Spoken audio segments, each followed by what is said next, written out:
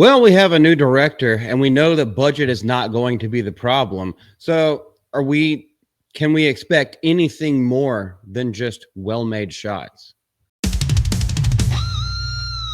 And the reason that we're talking about this is because James Bond from Amazon, that's why I'm saying that there is not going to be any constraints on the budget, but they have announced their director for the James Bond film after they paid Broccoli and that family to just go the hell away.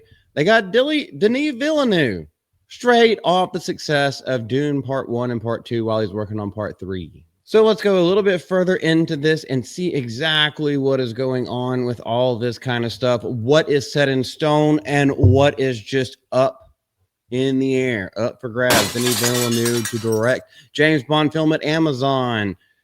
He looks so happy.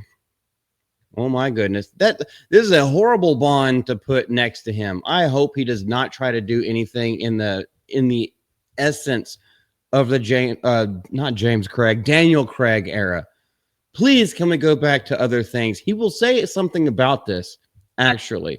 He will direct the new James Bond film, Amazon MGM Studios has revealed, with Tanya LaPointe signing on as the executive producer. And as previously announced, Amy Pascal and David Heyman will serve as other producers.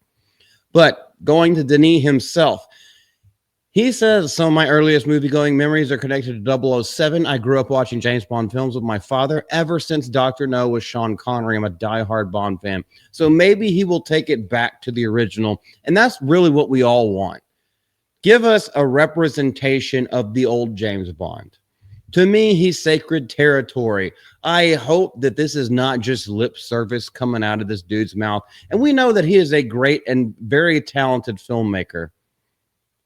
But nowadays, there are people that are getting very good at PR, and some people, Rachel Juggy Wuggy, that are absolutely terrible at PR. But some people say the right things, yet deliver something completely different. And then some people say all the wrong things, but they're telling the truth the entire fucking time. I intend to honor the tradition and open the path for many new missions to come. So if you're honoring the tradition, it's going to be a British white male who is suave, sophisticated, and deadly. This is a massive responsibility, but also incredibly exciting for me and a huge honor. Amy, David, and I are absolutely thrilled to bring him back to the screen. Thank you for their trust. I don't think they trust you to make it actually profitable for them. I think that's the only trust they're giving you. They want a big name attached to this because they know you'll make a spectacle. And hopefully it will bring in the bucks.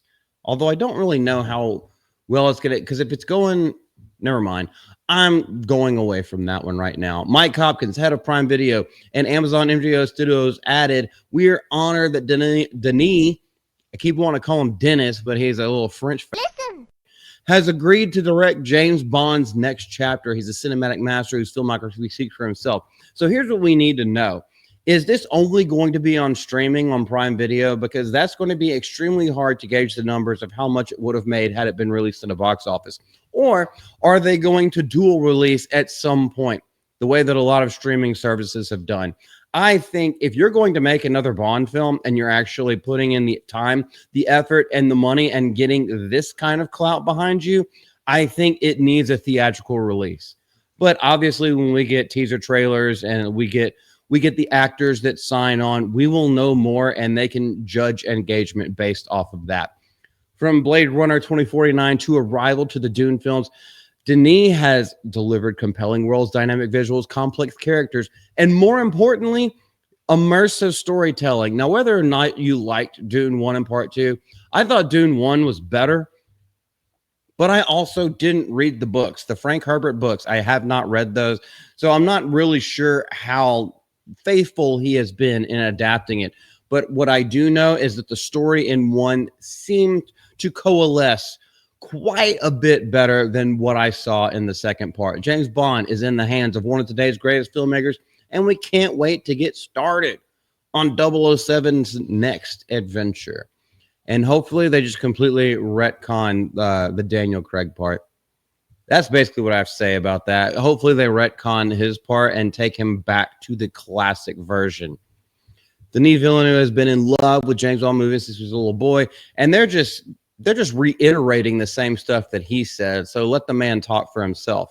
It was his dream to make this movie. It was also the dream of Christopher Nolan, who I don't really trust.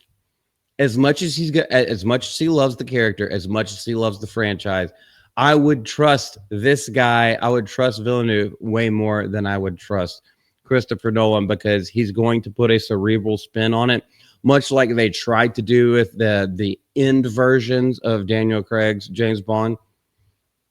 And it's just not going to connect to everybody. And I know this is a short video. It's basically just an announcement, but I'm going to end it right there. Now, what do you guys think about this casting choice? You know where I stand, but how do y'all feel about this? I think the first thing that like could come to everyone's mind is like, no, we need to find out who is James Bond, who is going to play the titular role. And then we can make a little bit more judgments, because we can have flashy and like very well cinematographically shot movie. But if the casting is all wrong, it's not going to have the fervor and the flair that James Bond has always had since the freaking 60s. But this is Multi from Mouth to Multi. Leave everything down in the comment section below. We love you. Thank you for coming out, and y'all have a great day. We'll see you later. Hour 3 coming soon on top. Bye.